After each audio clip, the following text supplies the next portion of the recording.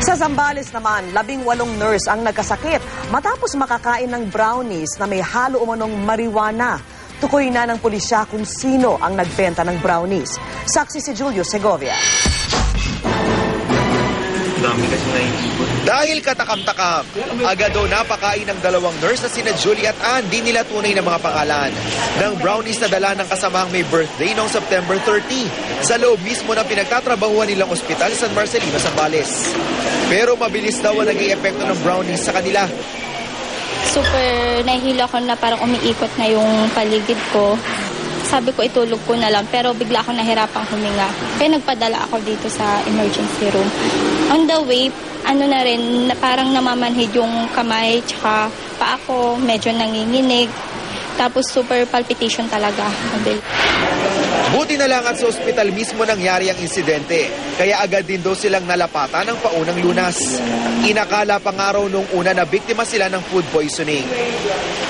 Medyo pagod kami or toxic, ganyan. Kaya hindi namin pinaghinalaan yung kinain namin.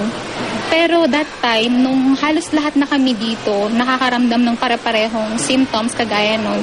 So doon pa lang kami naghinala na baka doon sa kinain namin. Kasi yun lang naman yung nakain namin pare-pareho. Pero tumibay raw ang hinala ng mga pulis na may halong marijuana ang brownies. Dahil may narecover sa tinapay na maliit na tangkay na may buto. May tinon-over po sa aming mga brownies at saka yung isang test tube na nakuha po ng isang allegedly nakakain na tinga po siya. Nilagay po sa test tube tapos dinala po namin sa crime lab. Sa crime lab, nag-turn out po na positive po siya sa presence ng marijuana.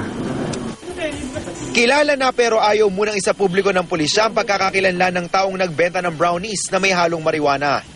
Naharap siya sa kasong paglabag sa RA 9165 o pagbebenta ng iligal na droga. So, kasi nga victim kami, gusto namin mabigyan ng justice yung nangyari. Kasi nga, kung alam namin meron nun, hindi namin kakainin. Oo, makaka-apekto siya.